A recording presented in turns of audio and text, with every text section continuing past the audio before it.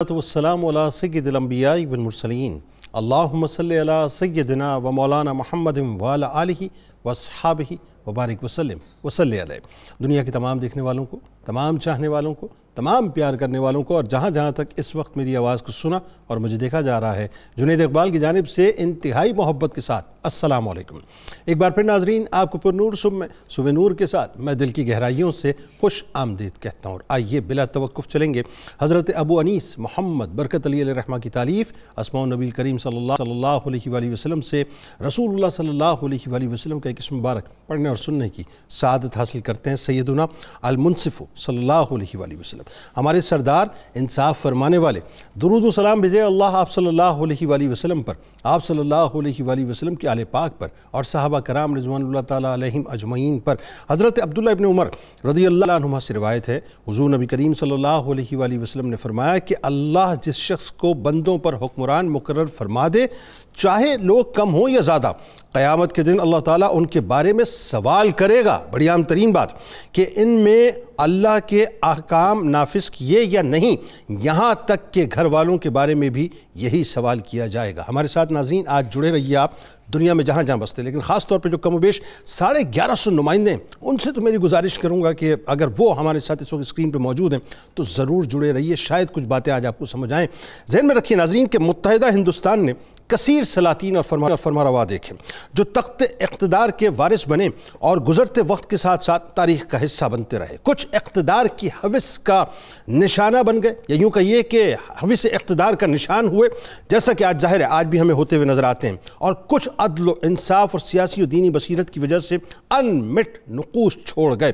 جنہوں نے کرسی و اقتدار کو خدا مانا، اپنا سب کچھ جانا اور کرسی ہی کے پیچھے لگے رہے جیسا کہ آج لگے رہتے، تو ان کے حصے میں ملامت کے سوا اور کچھ بھی نہیں، اور جو اللہ کی دی ہوئی حکومت کو فرض سمجھ کر قرض چکاتے رہتے ہیں وہ یقیناً اس وقت بھی امر ہو گئے تھے، اور آج کے بعد جب بھی تاریخ لکھی جائے گی وہ امر ہو جائیں گے۔ انہی امر ہونے والی نسلیوں میں ناظرین بر صغیر میں اسلامی سلطنت کے حقیقی بانی اور تاریخ اسلام کی انتہائی غیر معمولی ہستی سلطان شمس الدین التتمش رحمۃ اللہ علیہ بھی ہیں، جو خاندان غلامان کے دوسرے حکمران تھے اور جنہوں نے اپنی شاندار طرز حکمرانی سے خلافت راشدہ کی یاد تازہ کر دی۔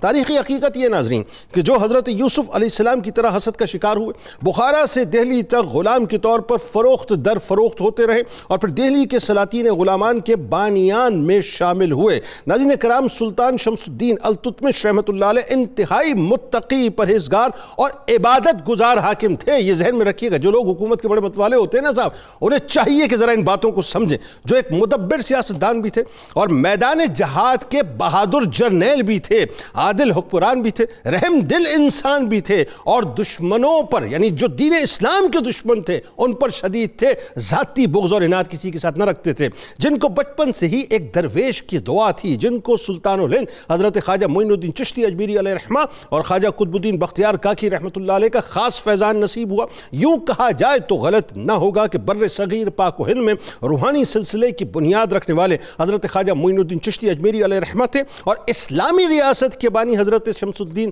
التتمش رحمۃ اللہ علیہ تھے، جن کو اللہ تعالیٰ نے غیر معمولی فراست و بصیرت کے ساتھ ساتھ حسن یوسف سے بھی نوازا تھا، جو انتہائی حسین و جمیل انسان تھے۔ ناظرین کرام، عجیب رنگ تھا سلطان شمس الدین التتمش رحمۃ اللہ علیہ کا کہ بظاہر انہیں بادشاہی سے تعلق تھا، مگر دل سے وہ فقیر دوست انسان تھے، یعنی ہر وقت جو ہے محلات کے اندر نہ رہا کرتے تھے، کم کھایا کرتے تھے، کم سوتے تھے، اور رات کو عموماً بیدار رہنا ان کا معمول تھا۔ رات کو سوتے ہوئے بھی اپنی ذمہ داری کا اس قدر احساس تھا کہ سوتے ہوئے کبھی آنکھ کھل جاتی تو فوراً اٹھ کے بیٹھ جایا کرتے تھے۔ رات کو شہر کا گشت کیا کرتے تھے تاکہ عوام کے حالات سے آگاہی رہے۔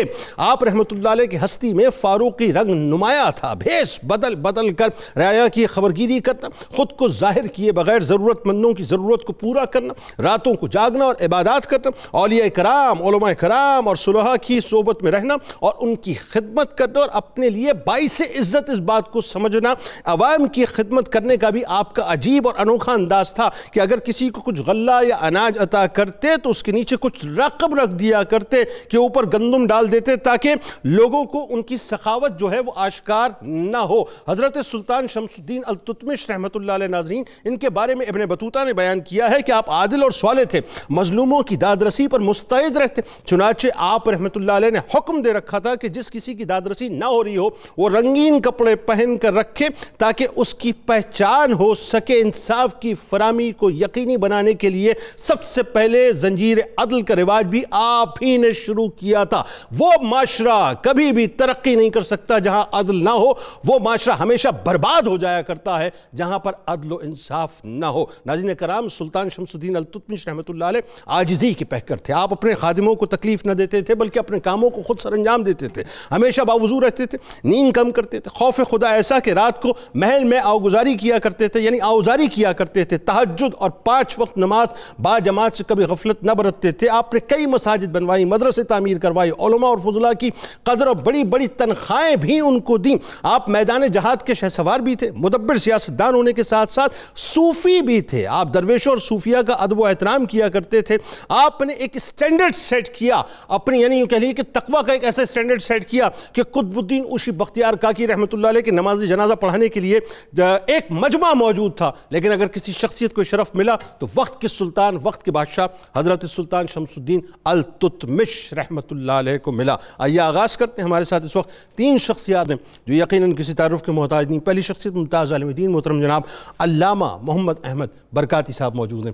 دوسری شخصیت معروف اسکالر، ممتاز اسکالر جناب پروفیسر محمد یوسف عرفان صاحب موجود ہیں. اور تیسری شخصیت ممتاز اسکالر جناب ڈاکٹر فرحان خان عباسی صاحب موجود ہیں. تینوں آپ کو السلام علیکم، خوش آمدید. آغاز کرتے ہیں علامہ صاحب آپ سے. سب سے پہلے ظاہر ہے یہ آج کا پروگرام اس اعتبار سے بہت ٹچی ہے کہ ہماری جنریشن تو پچھلی کئی دہائیوں سے جو طرز حکومت دیکھ رہی ہے وہ ان کو نہ صرف متنفر کیے ہوئے بلکہ ہم سمجھ رہے ہیں کہ شاید ہو سکتا ہے یہی طرز حکومت ہے. لیکن تاریخ تو ہمیں کچھ اور بتاتی ہے. سب سے پہلے آغاز کیجئے سلطان شمس الدین التتمش رحمۃ اللہ علیہ کے خاندانی تعارف سے. ان کے بچپن کے حالات کے بارے میں بتائیے، پھر وہ جو ایک درویش کی دعا آپ کو لگی اس کے بارے میں بتائیے، پھر ایک بات جو ریزیمبلنس بڑی حضرت یوسف علیہ السلام کے واقعے میں اور آپ کے معاملے میں کہ بخارا سے دہلی تک کا جو آپ کا سفر جن جن مراحل سے گزرا. آغاز کیجئے. بسم اللہ الرحمن الرحیم. قرآن مجید فرقان حمید نے ایک طریقہ کار عطا فرمایا ہے اور وہ نبی کریم صلی اللہ تعالیٰ علیہ وآلہ وسلم کو اللہ تعالیٰ نے بذات خود ارشاد فرمایا نحن نقص علیک من انباء الرسل. ہم رسولان عظام کے واقعات آپ کو اس لیے بیان کرتے ہیں تاکہ آپ کے دل کو اس سے مضبوطی حاصل ہو. تو جو انسان آگے کچھ کرنا چاہتا ہے تو مشاہیر متقدمین جتنے بھی ہیں ان کے احوال زندگی اسی لیے بیان کیے جاتے ہیں تاکہ نئی آنے والی نسل نہ صرف سبق سیکھے بلکہ اس دوران آنے والی رکاوٹوں اور مشکلات کو برداشت کرنے کی ان کے اندر ہمت پیدا ہو. اور پچھلوں نے جو ان کے لیے حدود اور راہیں متعین کر دی ہیں انہی پہ چلتے ہوئے ملت اسلامیہ کو آگے لے کر بڑھے، ان کو اپنا رول ماڈل بنائے. تو آج کا اسی لیے ہمارا یہ پروگرام جو ہے تمام لوگوں کے لیے اس حوالے سے قابل غور ہے کہ وہ عظیم بادشاہ جو ایک طرف تو بادشاہ تھے لیکن دوسری طرف ان کی زندگی میدان جہاد کے اندر بھی تھی، اور اگر میدان جہاد نہ ہوتا تو پھر مسلح کے اوپر کھڑے ہو کر وہ اپنی ساری راتیں بسر کیا کرتے تھے. یہ دن کے روزہ دار تھے اور رات کے قیام کرنے والے تھے. تو آج ہمیں اسی لیے اس سے سبق سیکھنا ہے اور یہی گفتگو ہماری جاری و ساری ہے. حضرت سلطان شمس الدین التتمش رحمۃ اللہ تعالی علیہ جو کہ ابتدان بچپن میں جو آپ نے اشارہ دیا کہ جو ان کے برادران تھے انہوں نے حسد کیا اس وجہ سے کہ حسن تو 2 ہی چیزوں پہ کسی کے ساتھ جو ہے وہ عداوت کی جاتی ہے بنیادی طور پر، یا کسی کے پاس مال ہو یا حسن ہو، لیکن ایک تیسری چیز بھی ہے جو اس کی فہم و فراست ہے، لیکن یہ وہاں پر ہوتی جہاں دنیا سمجھتی ہے کہ اس کی فہم و فراست میں ہماری کوئی حیثیت نہیں ہے، یہ بہت آگے نکلے گا تو پھر اس کو گرانے کی کوششیں کی جائیں. تو یہ تینوں چیزیں اللہ تعالیٰ نے ان کو عطا فرمائی ہوئی تھی. تو اسی وجہ سے سب سے پہلے گھر کے اندر ہی حسد شروع ہوا، اور وہاں پر آپ کو بخارا کے اندر صدر جہاں جو تھے جو اس علاقہ کے جو پیشوا تھے اور اس کے ساتھ ساتھ گورنر بھی تھے ان کے ہاں ان کو فروخت کیا گیا.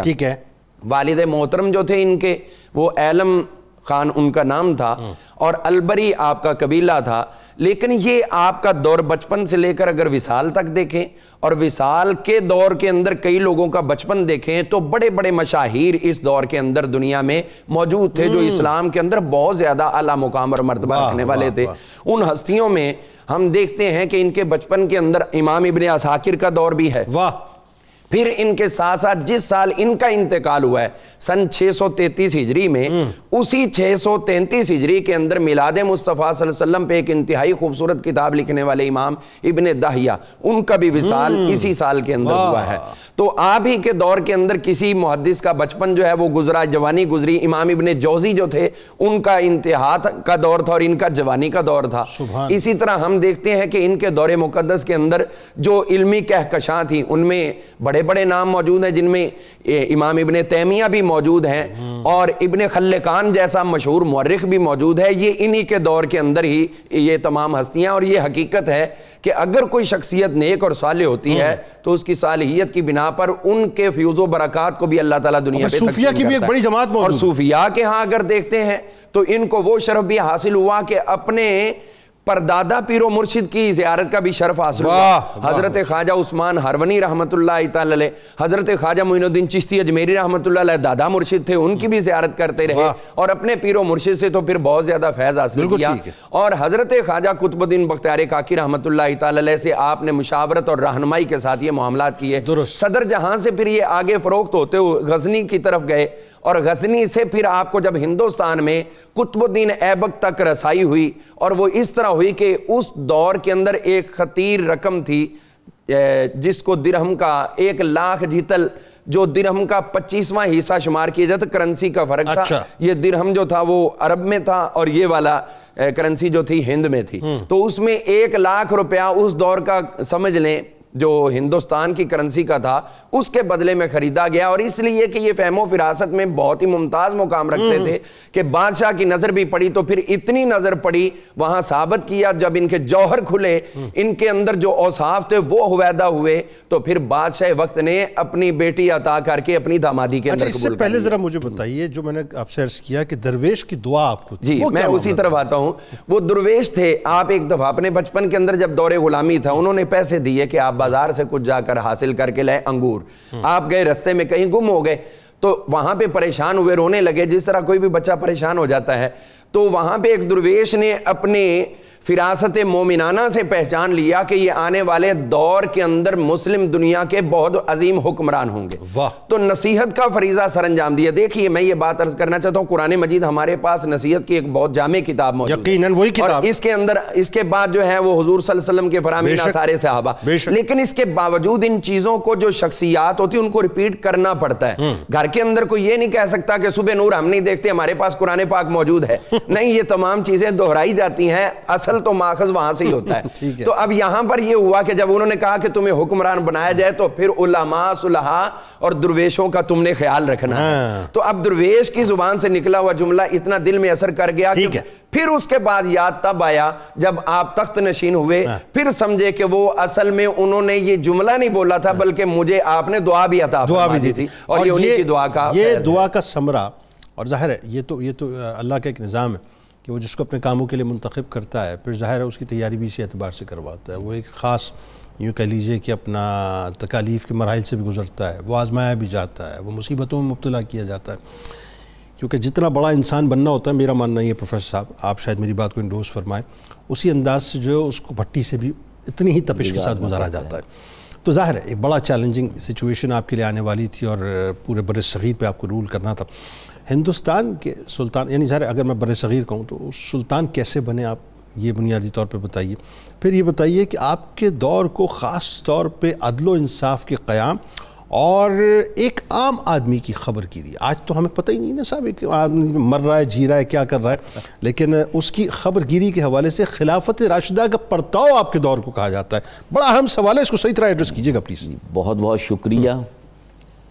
سلطان التتمش جو ہیں یہ حسن صورت، حسن سیرت اور حسن فراست کا پیکر ہیں۔ جی، اور انہیں سلطان الہند اگر کہا جاتا ہے تو یہی سبب ہے ہاں بالکل ٹھیک کہ انہوں نے وہ بنیاد رکھی جو آگے آنے والے بادشاہوں یا حکمرانوں کے لیے ایک مثال تھی. بالکل ٹھیک. اور اس کی یعنی جو ان کی خبر گیری اوداد رسی کا تعلق ہے تو میں 2 واقعات یاد آ رہے ہیں حضرت خواجہ غریب نواز رحمۃ اللہ علیہ کے حوالے سے کہ ایک بار ایک شخص حضرت خواجہ غریب نواز رحمۃ اللہ علیہ کے پاس آیا کہ جی میرے زمین جو ہے جس پہ میرا گزر اوقات ہوتا تھا وہ علاقے کے ایک حاکم نے سرکاری یعنی عہدے کو مس یوز کر کے قبضہ کر لیا ہے اور میری داد رسی نہیں ہو رہی.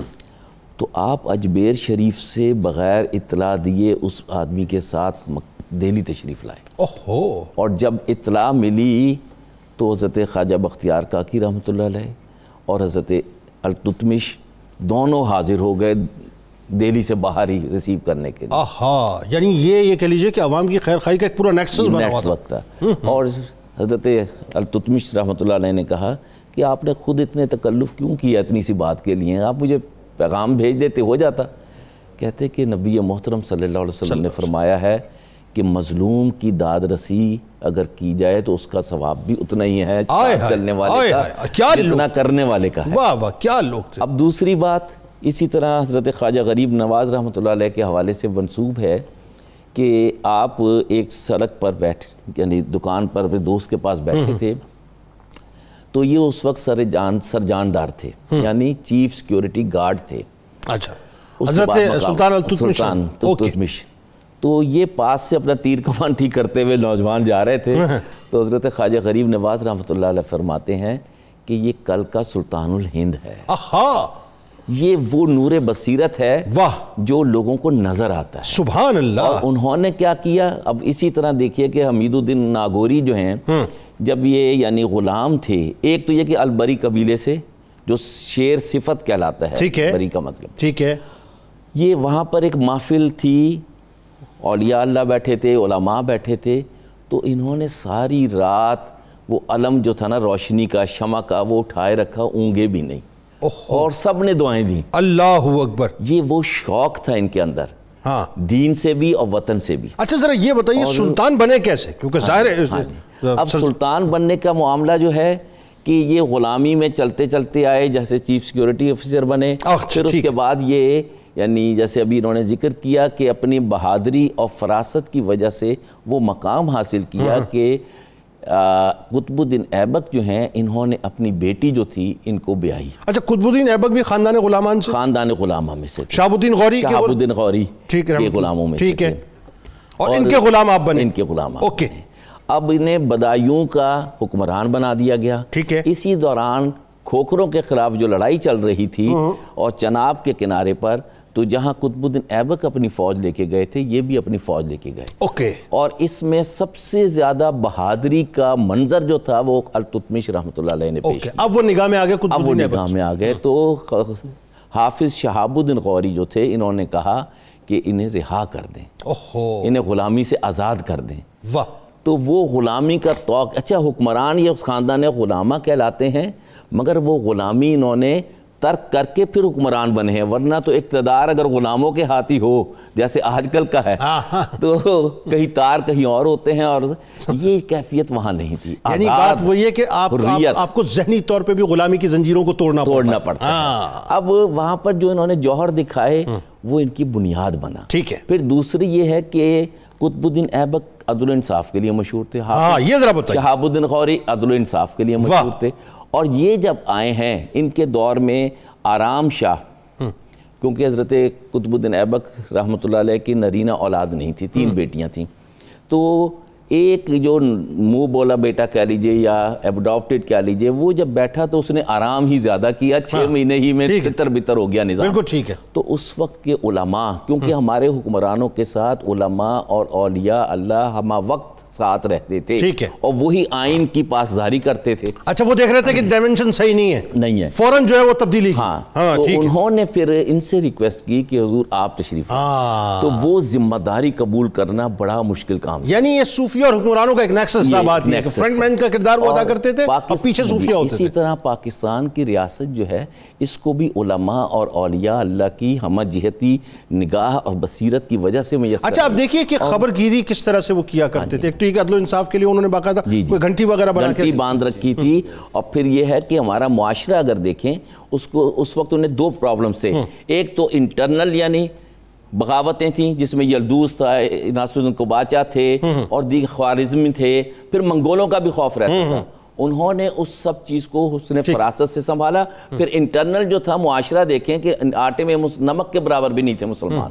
اور پھر وہاں پر عدل وہ چیز تھی جس کے ذریعے معاشرے کو یکجہتی دی, ریاست کو مضبوطی دی, اور اپنے کردار کا یہ عالم تھا کہ جیسے ابھی آپ نے ذکر کیا کہ وہ باوضو رہے ہیں تمام عمر. اچھا آپ ایک چیز اور دیکھیے, بات آگے بڑھاتے ہیں. ڈاکٹر صاحب ذرا یہ بتائیے یہ کیسی بات ہے, سنگ مرمر کے 2 شیر آپ نے باقاعدہ وہاں پہ بنا کے رکھے تھے, ان کے گلوں کے اندر گھنٹیاں تھیں, اور جو بھی انصاف کا طلبگار ہوتا تھا رنگین کپڑے پہ, یعنی الگ سے وہ جو ہے اس کی شناخت ہو جائے. اور ایک سلطان, یعنی آپ دیکھیے اتنی بڑی سرزمین کا سلطان, وہ خود کھڑے ہو کے انصاف کو فراہم کرتا تھا. یہ ایکچولی یہ بنیادی طور پہ معاشرے کو سمجھانے کی ضرورت ہے کہ معاشرہ چلتا ہی اسی بنیاد کے اوپر ہے. اچھا ایک طرف تو آپ کا یہ کردار ہے کہ آپ کھڑے ہو کے عدل و انصاف کی فراہمی کر رہے ہیں. دوسرا یہ کہ جب آپ کی شخصیت کو ہم بحیثیت جرنیل کے دیکھتے ہیں تو ایک عجیب, ایک بالکل مختلف قسم کی آپ کی شخصیت نظر آتی ہے. وہ کیا ذرا وہ بتائیے. پھر جنگی مہمات میں جس انداز سے آپ شامل رہے, علاقوں کی فتوحات کے حوالے سے جس طرح سے آپ لگے رہے, یعنی ایک طرف آپ رات کی وہی بات ہے کہ شب زندہ دار جو ہے وہ اپنا نمازی ہیں اور دوپہر کے وقت جو ہے, دن کے وقت جو ہے آپ میدان کے غازی ہیں. بتائیے ذرا. بسم اللہ الرحمن الرحیم. جنید بھائی آپ کا اور چینل کا میں بہت زیادہ شکر گزار ہوں کہ آپ نے آج مجھے موقع دیا. سر بقول شاعر, کافر ہو تو شمشیر پہ کرتا ہے بھروسہ, مومن ہو تو بے تیغ بھی لڑتا ہے سپاہی. میں گزارش کرنا چاہوں گا کہ سلطان شمس الدین التتمش تاریخ کے پنوں کو اور آگ کو اگر دیکھا جائے تو ان شخصیات میں ملتے ہیں جو کہ ایک فقیہ بھی ہیں, ایک عالم دین بھی ہیں, اس کے ساتھ ساتھ ایک فلاسفر بھی ہیں, اس کے ساتھ ساتھ آپ کا جو ایکیومن, پولیٹیکل ایکیومن, آپ کی سگیسٹی, اور اس کے ساتھ ساتھ ہمدردانہ جو رویہ ہے, یہ تمام کا تمام ایک ایسا مجموعہ ہے جس سے ایک مسلم ریاست کا سلطان ابھر کے سامنے آتا ہے. اب جس طرح کے وردی کولیگز نے ابھی بتایا کہ ان کی زندگی کے آغاز میں ہی ان کو مشکلات مل گئی تھی. میں تاریخی طور پہ اس کو ایسا دیکھتا ہوں کہ جب اللہ تعالیٰ نے کسی شخص کو بہت بڑا مقام عطا کرنا ہوتا ہے اور اس کو ایک بڑی عظیم ذمہ داری عطا کرنی ہوتی ہے تو قدرت اس کی بچپن سے ہی ٹریننگ کرنا شروع کر دیتی ہے. اب جب قطب الدین ایبک گھوڑے سے گرے, نارملی وہ پولو کھیلا کرتے تھے, تو ان کی وفات ہو گئی. اس کے بعد ان کا بیٹا جو آرام شاہ تھا, یہ بیسیکلی ان کو نارملی ہم کہتے ہیں قطبی اشرافیہ یعنی قطبی نوبلز کہا کرتے ہیں. ایک طرف دہلی میں یہ موجود تھا, دوسری طرف تاج الدین یلدوس موجود تھا جو بیسیکلی غوری کا غلام تھا, اور شہاب الدین غوری رحمۃ اللہ علیہ کا, اور تیسری طرف ناصر الدین کوباچا ہمیں ملتا ہے جو بیسیکلی بردر ان لا بھی ہے سلطان شمس الدین التتمش کا. تو پہلی ہاتھ اگر دیکھیں تو سلطان شمس الدین التتمش کو اپنے گھر سے, اپنے ارد گرد کے ماحول سے, اور اس کے ساتھ ساتھ خلافت کے دوران, حکومت کے دوران اپنے ہی خاندان سے بہت سا جنگ و جدل کرنا پڑا. اب آپ چونکہ ایک ملٹری پلانر بھی تھے, اسٹریٹجک تھنکر بھی تھے, ڈیفنس اینالسٹ بھی تھے, اور اس کے ساتھ ساتھ پرانے ادوار سے ہی آپ جنگ و جدل میں تھے. جس طرح جب گکھڑوں کی سرکوبی کے لیے شہاب الدین غوری پنجاب کی طرف آتے ہیں, قطب الدین ایبک ان کو جوائن کرتے ہیں, تو تب بھی سلطان شمس الدین التتمش ان کا ساتھ دیتے ہیں, بلکہ وہاں دلیری اور بہادری کے بڑا اپنا نام پیدا کرتے ہیں. اب جب آپ گورنمنٹ میں آتے ہیں, حکومت میں آتے ہیں, دہلی سلطنت کو سنبھالتے ہیں, تو 2 جگہ سے آپ کے خلاف بغاوت ہو جاتی ہے. ایک جگہ تو آپ کی غزنی میں آپ کے خلاف بغاوت ہو جاتی ہے, دوسری طرف سندھ اور پنجاب میں بغاوت ہو جاتی ہے. تو آپ سب سے پہلے کیا کرتے ہیں, آپ غزنی سے نکالنے کی کوشش کرتے ہیں تاج الدین یلدوس کو, پریشر اس کے اوپر بلٹ اپ کرتے ہیں, اور اس کے بعد جب وہ لاہور آ جاتا ہے تو اس کے ساتھ آپ کی ایک پراپر جنگ ہوتی ہے, اور 1216 میں تارین کے مقام پر آپ اس کو شکست فاش دیتے ہیں. اس کے بعد آپ کا اگلا پلان ہوتا ہے ناصر الدین قباچہ کے، اور یہ بار بار پلٹ کے آتا رہا قباچہ۔ ناصر الدین قباچہ کے ساتھ آپ کی جو مدبھیڑ ہے یہ ڈیفرنٹ اوکیجنز پر ڈیفرنٹ ادوار میں لگی رہتی ہے، یہاں تک کہ 1217 میں، اس کے بعد 1228 تک یہ سلسلہ چلتا رہتا ہے، اور آخر کار 1228 میں آپ اس کو شکست فاش کرتے ہیں۔ لیکن یہاں ایک ٹیکنیکل چیز دیکھنے والی ہے کہ جہاں آپ ملٹری پوائنٹ آف ویو سے، ڈیفنس کے پوائنٹ آف ویو سے، کنسولیڈیشن آف امپائر کے پوائنٹ آف ویو سے جنگ و جدل میں مصروف ہے، وہاں پہ آپ نے ایڈمنسٹریشن کو لوز نہیں رکھا، آپ ایڈمنسٹریشن بھی کرتے رہے۔ اور اس کے ساتھ ساتھ ایک اور بڑی چیز کہ اس وقت نارتھ کی طرف سے، شمال کی طرف سے جو کہ منگول حملہ آور ہوا کرتے تھے، چنگیز خان بڑا اس کا نام تھا، اور بہت ہی زیادہ آپ یہ اندازہ لگا لیجئے کہ اس کا قہر جو برپا تھا وہ پورے بر صغیر، سینٹرل ایشیا، ایون کہ یورپ تک لوگ اس کو جانتے تھے۔ تو منگولوں کے حملے سے بچنے کے لیے آپ نے پوری کی پوری امپائر کی جو بارڈرز تھے اس پہ ڈیولپمنٹ کی، نئی فوجیں تعینات کی، اور اس کے ساتھ ساتھ ایک ایسا واقعہ، ایک ایسا موقع آیا جب خوارزم شاہ کا بیٹا جلال الدین شاہ منگولوں سے ڈرتا ہوا ہندوستان آ گیا، اور اس نے آپ کو آ کر کے کہا کہ مجھے آپ پناہ دیں۔ اب یہاں پر آپ کی ڈپلومیٹک سکل اور فورن پالیسی کو بھی دیکھنا پڑے گا کہ آپ نے ڈپلومیٹکلی اس پورے کے پورے سینیریو کو جب سکیچ آؤٹ کیا، اس کو دیکھا، اس کو سمجھا، تو آپ کو لگا کہ انٹرنل فتنے بہت زیادہ ہیں۔ غزنی کے اندر ایک محاذ بھی چل چکا ہے، سندھ اور اس کے ساتھ ساتھ پنجاب کے بہت سے معاملات ہیں، اور ہر طرف آپ اب محاذ نہیں کھول سکتے، کیونکہ ایک بہترین جرنیل وہ ہوتا ہے جو ہر محاذ پہ اپنی انرجیز ویسٹ نہ کرے۔ تو آپ نے اس کو انکار کر دیا۔ اور سر ایک اور بڑی امپورٹنٹ چیز کہ آپ نے بہت سے علاقے فتح کیے، مثلا پنجاب، سندھ، لکھنؤ، بہار اور بنگال کے علاقوں کو آپ نے دہلی سلطنت میں شامل کیا، یعنی کتنی ایکسپینشنز آپ کرتے چلے گئے سندھ اور پنجاب تک آپ کی، اور اس کے بعد آپ نے دہلی سلطنت کو ایک کنسولیڈیٹڈ امپائر بھی بنایا۔ بہت اچھی بات، بہت اچھی بات۔ ناظرین بڑی زبردست گفتگو ہو رہی ہے، اور حضرت سلطان شمس الدین التتمش رحمۃ اللہ علیہ ایک ایسی شخصیت ہیں کہ میں آپ کو لٹرلی بتا رہا ہوں۔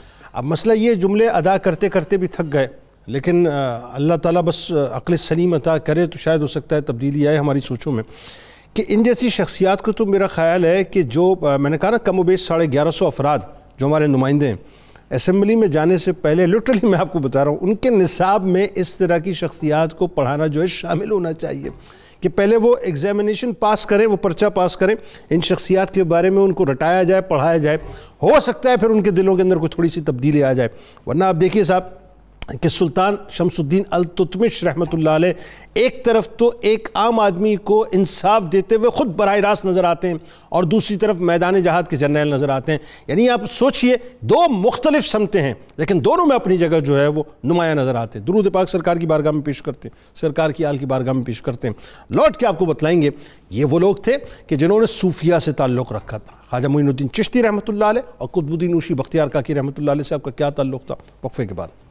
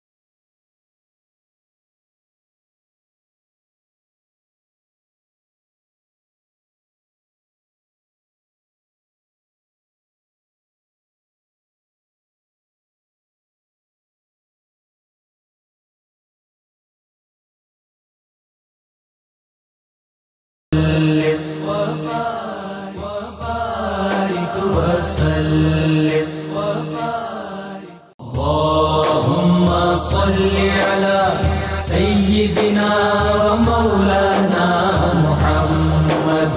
ایک بار پھر ناظرین میں آپ کو خوش آمدید کہتا ہوں۔ حضرت سلطان شمس الدین التتمش رحمۃ اللہ علیہ کا ذکر پاک ہے۔ ذہن میں رکھیے حکمران کیپٹن آف دا شپ ہوتا ہے، حکمران اینکر آف دا شپ ہوتا ہے. اگر حکمران صحیح نہ ہونا تو پھر کشتی کو کوئی نہیں بچا سکتا, لیکن اگر حکمران ٹھیک ہو, سلطان شمس الدین التتمش رحمۃ اللہ علیہ جیسی سوچ رکھتا ہو, تو پھر اس شپ کو کوئی ڈبا نہیں سکتا. اب ذرا یہ بتائیے, بڑی ایک اہم ترین بات ہے, ہم نے تاریخ میں دیکھا صاحب کہ بڑی بڑی جو شخصیات فرنٹ مین کا کردار ادا کرتی ہیں, ہٹ مین کا کردار ادا کرتی ہیں, ان کے پیچھے کہیں نہ کہیں آپ کو غار والے نظر آتے ہیں, آپ کو صوفیہ نظر آتے ہیں. ان کا ایک باقاعدہ جو توجہ ان کے اوپر ہوتی ہے, ان کی تعلیمات ہوتی ہیں جن کو وہ ایک روڈ میپ کی طرح سے باقاعدہ فالو کرتے ہیں. سلطان شمس الدین التتمش رحمۃ اللہ علیہ کا بڑا گہرا تعلق خواجہ غریب نواز رحمۃ اللہ علیہ سے, قطب الدین اوشی بختیار کاکی رحمۃ اللہ علیہ سے, وہ تعلق کیا تھا, ایک تو یہ بتائیے. پھر آپ کا روحانی مقام اور مرتبہ خاص طور پر ایس سلطان, وہ ضرور آپ بتائیے. پھر بختیار کاکی رحمۃ اللہ علیہ کے جنازے کے واقعے نے تو سب کچھ بدل کے رکھ دیا, سب کچھ بدل کے رکھ دیا کہ ہزاروں کا مجمع ہے اور کئی ایک صوفیہ ایک وقت میں موجود ہیں, لیکن ایک سلطان جو ہے وہ الگ سے نکل کے آتے ہیں. بتائیے ذرا. یقیناً اسی طرح ہی ہے کہ ہم دیکھتے ہیں کہ جو بھی حکمران کامیاب انداز حکومت رکھتے ہیں اور دنیا کے اندر اپنے گہرے نقوش چھوڑ کر جاتے ہیں, تو ہم دیکھتے ہیں کہ ان کے پیچھے اللہ تعالیٰ کے کسی نہ کسی خاص ولی کی نگاہ خاص ہوتی ہے. واہ.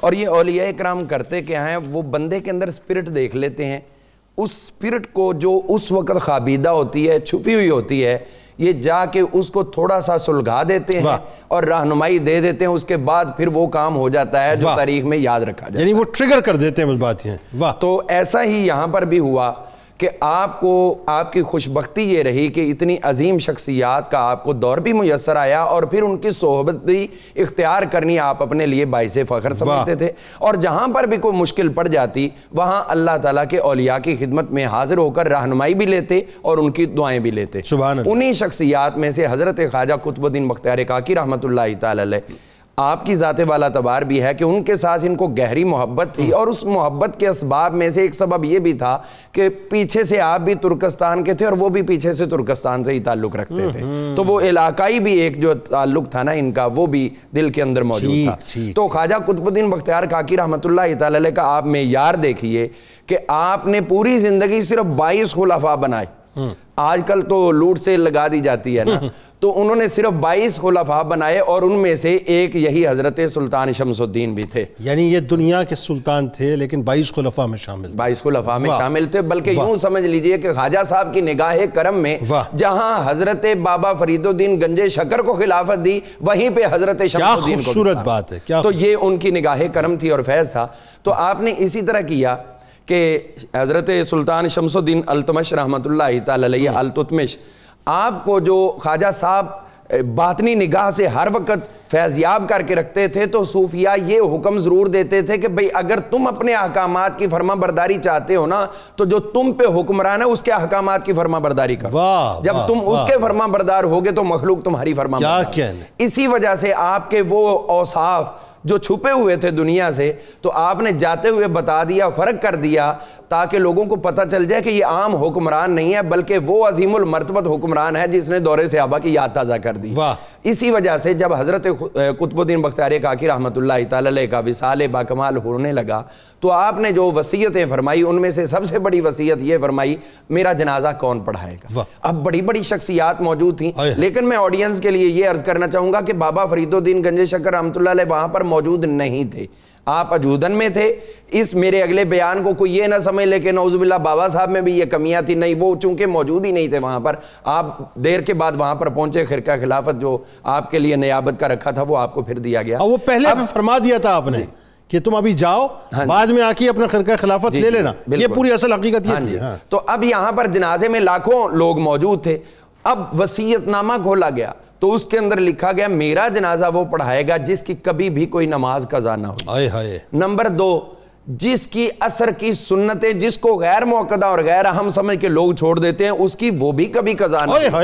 جس کی نماز تہجد بھی کبھی قضا نہ ہوئی وہ شخص میرا جنازہ پڑھانے کا حقدار ہوگا. اور سب سے بڑی بات جس کو اس دور کے اندر ہم سمجھتے ہیں کہ اگر کسی کو یہ میسر آ جائے تو پھر بلا شک و شبہ وہ اللہ تعالیٰ کا ولی کامل ہے کہ کسی نامحرم عورت کے چہرے پہ نگاہ بد نہ پڑے. ناممکن. تو یہ اس دور میں تو ممکنات تھا, آج بھی ہے جو اللہ کے اولیاء کے خاص قرب میں رہتے ہیں ان کو یہ مرتبہ ملتا ہے. اب لاکھوں کا مجمع اعلان ہو گیا, آؤ بھی کون ہے, اب ظاہر ہے زندگی میں کہیں نہ کہیں کوئی نہ کوئی کمی تو ہو ہی جاتی ہوگی، اسی لیے کوئی بھی باہر آنے سے لرز رہا ہے، اور کتنا وقت گزر گیا، صبح سے لے کر عصر کی نماز تک کا وقت آ گیا، کوئی بندہ اس وصیت کو پورا کرنے کے قابل نظر نہیں آیا۔ تو آخر حضرت سلطان شمس الدین خود باہر نکلے اور یہ جملہ بولتے ہوئے روتے ہوئے نکلے کہ حضرت آپ تو انتقال فرما گئے لیکن مجھے لوگوں کے سامنے عیاں کر کے، اللہ، یہ جملہ بولا اور آنکھوں میں آنسوؤں کی جھڑی لگی ہوئی تھی۔ پھر آپ نے ہی حضرت خواجہ قطب الدین بختیار کاکی رحمۃ اللہ تعالی علیہ کا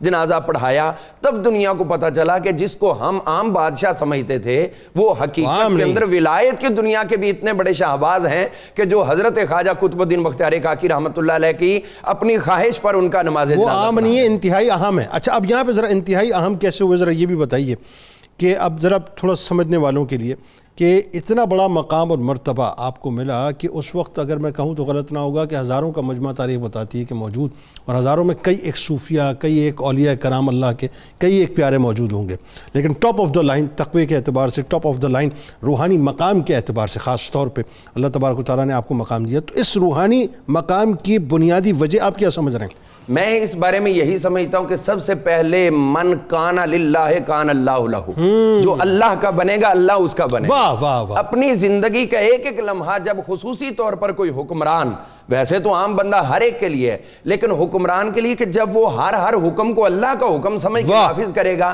ذاتی منفعت مقبولیت کچھ بھی اس کے ذہن میں نہ ہو، جب وہ اس درجے پہ آ کے کام کرتا ہے تو اس کی ایک ایک سانس بھی اللہ کے ہاں عبادت شمار ہو۔ اچھا ظاہر ہے یہ وہ فلسفی ہے جس پہ یقیناً ہر حکمران کو عمل کرنا چاہیے۔ بدقسمتی یہ کہ آج ہمارے یہاں کرسی کی اور حکومتوں کی دوڑ جو ہے اس حد تک تیز ہو گئی ہے کہ لوگ صحیح غلط کو بالکل بھول چکے ہیں، بالکل بھول چکے ہیں۔ مطلب میں تو حیران ہوتا ہوں کہ مر کے قبر میں اترنے کا تصور، قبر میں اترنے کے بعد حشر میں پیش ہونے کا تصور، اللہ کے سامنے اکاؤنٹیبلٹی کا تصور، یہ تو سارا ختم ہو گیا نا صاحب، آپ بھول جائیے، اس طرف تو لوگوں کی سوچ ہی نہیں ہے۔ اربوں خربوں روپے کی کرپشنز ہو رہی ہیں، لوگ صبح و شام جو ہے مطلب اپنا اللہ معاف کرے ٹھیکے بنے ہوئے ہیں پورے مطلب پاکستان کے اندر، کسی کو فکر نہیں ہے بنیادی طور پہ کہ ایکچول طرز حکمرانی کیا ہے۔ لیکن یہاں پر جو آپ سلطان شمس الدین التتمش رحمۃ اللہ علیہ کو دیکھتے ہیں تو یہاں پر آپ کو حسن کردار نظر آتا ہے، یہاں پہ آپ کو علمی مقام نظر آتا ہے، علم یہ نا علمی ظاہر ہے آپ کو ایک روشنی دیتا ہے، ایک راستہ دیتا ہے، یہاں آپ کو فہم و فراست نظر آتی ہے، یہاں آپ کو زہد و تقویٰ نظر آتا ہے، یہاں آپ کو عبادات کی طرف ایک قلبی میلان نظر آتا ہے جس کی وجہ سے سوز و گداس قلب کے اندر موجود ہے، اور پھر علماء کی توقیر یہاں پہ نظر آتی ہے جس کی وجہ سے آپ ڈاؤن ٹو ارتھ ہیں۔ یہ بتائیے، یہ سارے سوالات ہیں، بتائیے ذرا۔ بہت بہت شکریہ۔ حضرت سلطان شہاب الدین التتمش جو ہیں، ان کی شخصیت کے 3 حروف میں انہیں ڈھالا جا سکتا ہے: طاقت، فراست اور عبادت۔ واہ واہ۔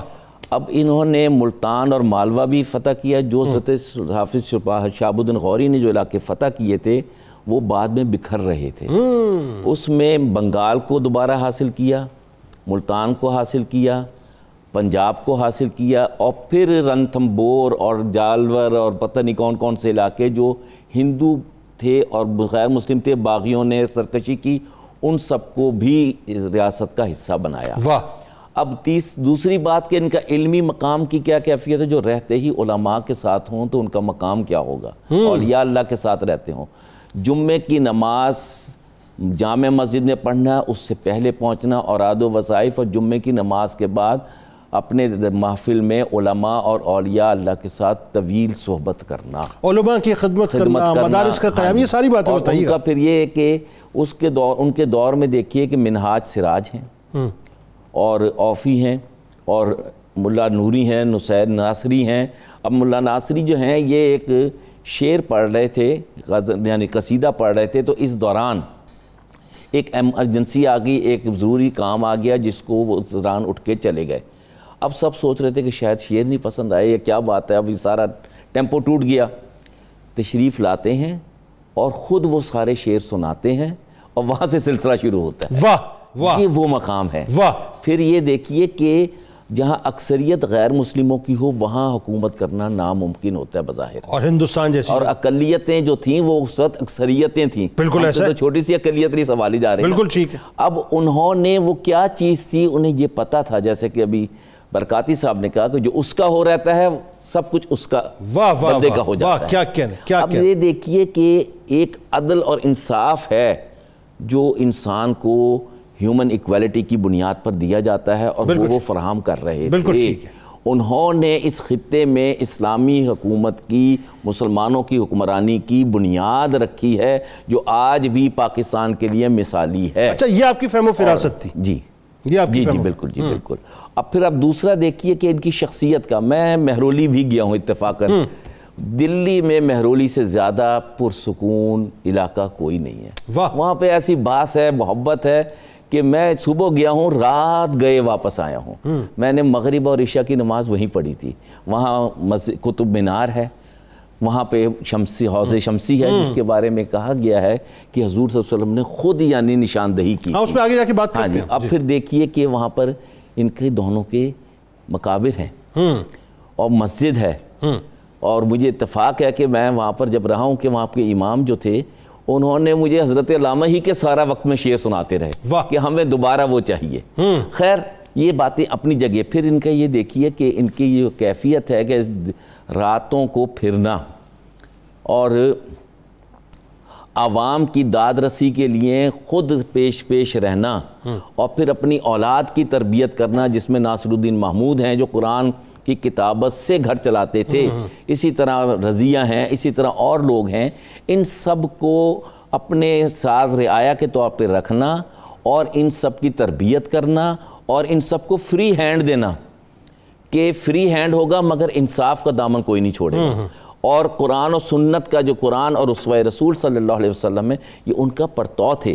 اس دور میں بھی مسلمانوں میں ملحدین موجود تھے جو ان کے دشمن تھے، اس دور میں بھی کفار ان کے دشمن تھے، اس دور میں بھی ذاتی رنجشیں رکھنے والے بھی تھے، کیونکہ اگر ذاتی رنجش ہی ہے نا کہ جی شہاب الدین غوری فوت ہو گئے تو اس کے بعد یہ میری ملکیت ہے ہند، غزنی سے چلے آ رہے ہیں کہ جی ہندوستان ہمارا ہے، اور دلی کی بنیاد یعنی دلی کو بسایا ایز کیپٹل وہ شمس الدین التتمش رحمۃ اللہ علیہ نے ہے۔ اچھا، ایک بات جو بڑی اہم ہے کہ ایک تو یہ کہ عبادات کی طرف آپ کا بڑا قلبی میلان ہے۔ عبادات کا یہ ہے کہ جہاں بھی ذکر ہوا کہ با جماعت نماز پڑھنا، سنتیں پڑھنا، اور رات کو جاگنا۔ رات کو نیند ان کی بہت تھوڑی تھی، وہ کم گو بھی تھے اور خوراک بھی کم کھاتے تھے، مگر یہ ہے کہ رات کے پچھلے پہر سڑکوں پہ پھرنا اور یعنی اکیلے پھرنا، اور جہاں تک بھیس بدل کے پھرنا، یہ نہیں ہے کہ اپنے ساتھ ایک لمبی باڈی گارڈ رکھی ہوئی ہے، چیف سیکیورٹی گارڈ بھی رہے ہیں اس علاقے کے، پروٹوکول ساتھ نہیں ہوتا۔ اور پھر یہ دیکھیے کہ اگر رات کو جاگ گئے ہیں اور عبادت کرنا ہے تو کسی خادم کو نہیں جگاتے تھے، کنویں سے خود پانی نکالتے تھے، خود وضو تھنڈے موسم میں بھی کرنا، اور پھر نماز پڑھ کے پھر اپنے پبلک کی طرف چلے جاتے تھے۔ آپ کسی خادم کی بات کر رہے ہیں یا واقعی عوام کے خادم کی بات کر رہے ہیں؟ سید القوم خادمہم، جو قوم کا حکمران ہوتا ہے وہ قوم کا یعنی خادم ہوتا ہے۔ اگر یہ چیز سیکھ لی جائے تو میں نہیں سمجھتا کہ مسائل حل نہیں ہو جاتے۔ سب سے بڑی بات یہ ہے کہ نظام حکومت، انہوں نے پھر یہ کہ نظام اقتداری تھا، پھر ان کا نظام تھا، انہوں نے یعنی اس علاقے کو یہ نہیں ہے کہ جاگیروں میں بانٹ دیا تھا، انہوں نے باقاعدہ بیوروکریٹک سسٹم ڈیولپ کیا تھا۔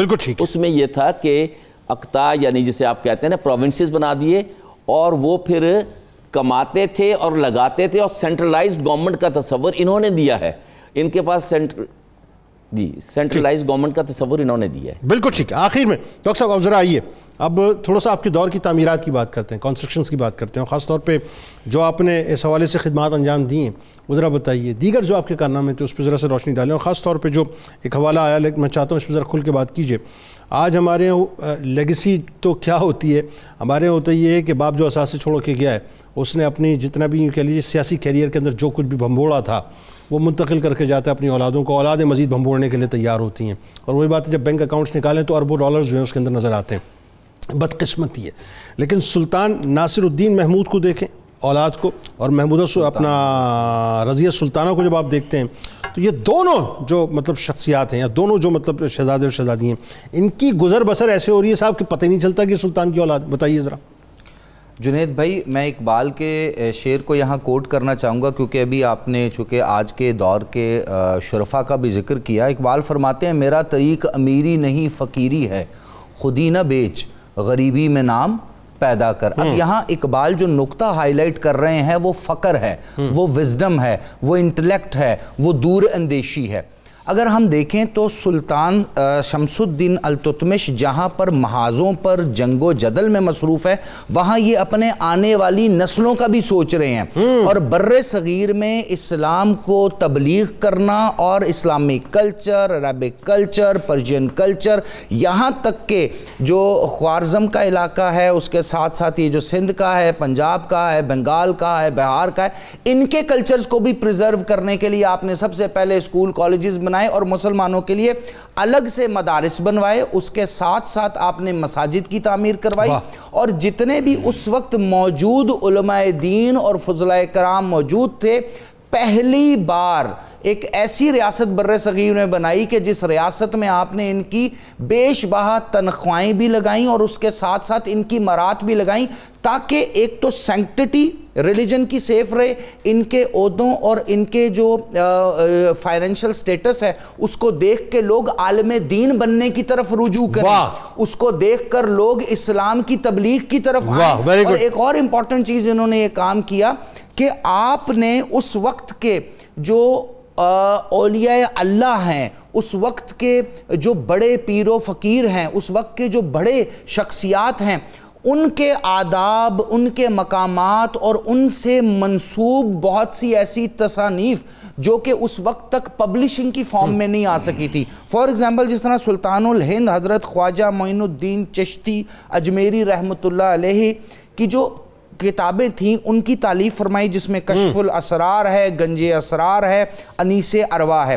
اسی طرح جامع حکایات اور طبقات ناصری کہ مصنف قاضی منہاج جو ہیں وہ بھی آپ کے دور کے آپ کے کانٹمپریری ہی ہیں۔ آپ نے مسجد قوت اسلام بنائی، آپ نے قطب مینار بنایا، یہاں میں حوض شمسی بنایا، رسول کریم صلی اللہ علیہ وآلہ وسلم نے آئیڈینٹیفائی کی جگہ۔ بالکل ایسا ہی۔ یہاں پر سر میں ایک چھوٹی سی آرگومنٹ دینا چاہوں گا۔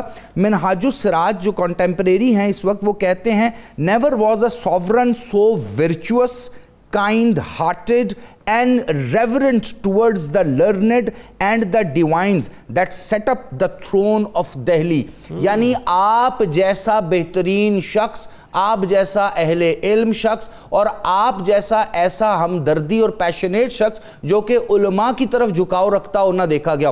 سر میں نے تاریخ کا جب انالیسس کیا تو میں حیران ہوا جس طرح اس وقت کے عراق کے اندر ایبسیڈ ڈائنیسٹی یعنی خلافت عباسیہ نے ہاؤس آف وزڈم بنایا ہوا تھا، بالکل ویسے ہی سلطان شمس الدین التتمش نے بر صغیر کے اندر centre of learning and excellence بنایا۔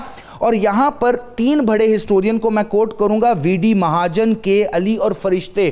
ان تینوں کا اس چیز کے اوپر اتفاق ہے کہ اگر سلطان شمس الدین التتمش اپنے دور میں جو نیسنٹ گروتھ آف اسلام کا دور تھا، نوزائیدہ اسلام کا دور تھا، اگر اس وقت آپ یہ تمام تعمیرات، علم و ادب کی یہ خدمات اور یہ سب کچھ نہ کرتے تو نعوذ باللہ ایسا دور بھی آ سکتا تھا کہ مسلمانوں کا جو وقت بر صغیر پہ آیا وہ ایک ڈارک ایپیسوڈ کے ساتھ ختم ہو سکتا تھا۔ فائنلی اب چونکہ وقت سمٹ گیا بالکل، صرف 2 جملوں میں آپ نے مجھے سلطان ناصر الدین اور رضیہ سلطانہ ان کے بارے میں صرف 2 جملوں۔ وہ میں نے کیونکہ گزارش کی نا کہ اقبال فرماتے ہیں میرا طریق امیری نہیں فقیری فقر ہے، تو آپ نے اپنے بچوں کو فقر دیا۔ اور یہاں پر میں سلطانہ رضیہ کے بارے میں بھی آپ کو بتاتا چلوں جو کہ وہ اپنے والد کے بہت زیادہ قریب تھی، انہوں نے فقر بھی اپنے والد سے لیا تھا، تعلیم و تربیت بھی اپنے والد سے لی تھی، اس طرح اس لیے وہ بہت سے جنگی محاذوں میں بھی انٹرسٹ لیا کرتی تھی، تو ان کی جو صلاحیتیں تھیں جنگ و جدل کی وہ بھی ڈیولپ ہوئی۔ لیکن اس کے ساتھ ساتھ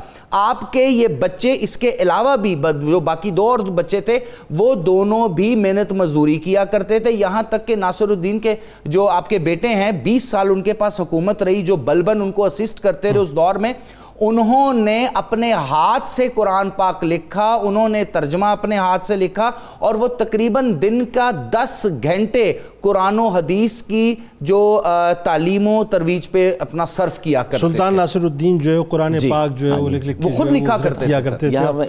رضیہ سلطانہ جو ہے وہ عمرہ کی جو خواتین تھیں ان کی پوشاک بنا کے بیچتی تھیں، آپ اندازہ کی۔ اور یہاں ایک اور دلچسپ بات جو ہے، ہندوستان کی حکومت پہلی بار غزنی کے بجائے عالم اسلام سے منسلک کی گئی اور وہاں سے خلط عطا کی. بالکل بہت شکریہ آپ تینوں. اب آپ کا وقت چونکہ ظاہر ہے سمٹ گیا ورنہ اس پہ مزید گفتگو کرتے.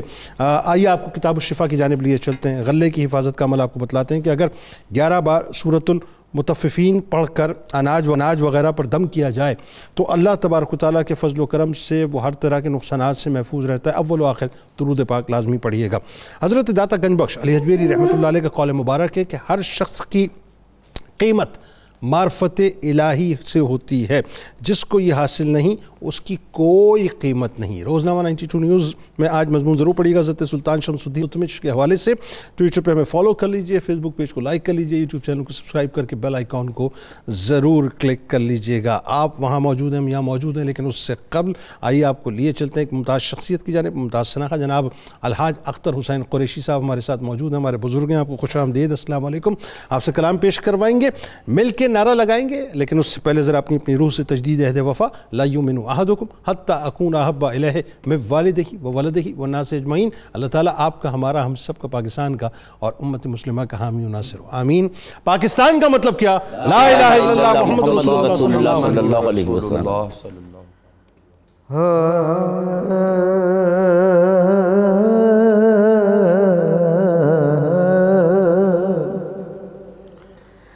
قطرہ مانگے جو کوئی,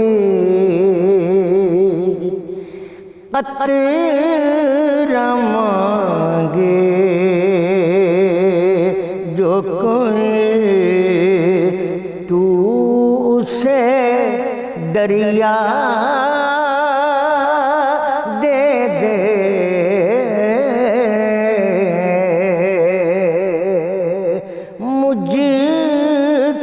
کچھ اور نہ دے, اپنی تمنا دے دے. جانا مجھ کو کچھ اور نہ دے, اپنی تمنا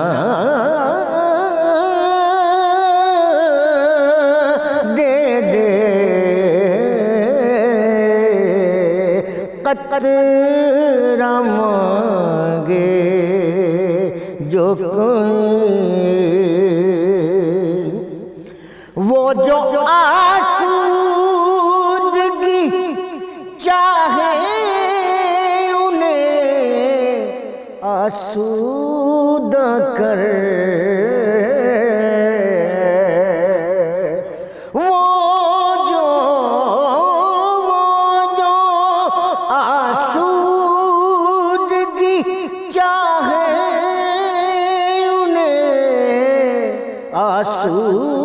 آسودہ کر. بے قراری کی لطافت مجھے تنہا دے دے. بے قراری کی لطافت مجھے تنہا دے دے. قطرہ مانگے جو کوئی, تیری رحمت کا یہ اعجاز نہیں تو کیا ہے, تیری رحمت کا یہ اعجاز نہیں تو کیا ہے. قدم اٹھے تو زمانہ مجھے رستہ دے دے. قدم اٹھے تو زمانہ رستہ دے دے قطرہ مانگے جو کوئی میں اسے راز کے لائق تو نہیں ہوں لیکن مجھ کو ہمسائیگی گنبد خضرا دے دے مجھ کو ہمسائیگی گنبد خضرا دے دے قطرہ مانگے جو کوئی تو اسے دریا دے دے مجھ کو کچھ اور نہ دے اپنی تمنا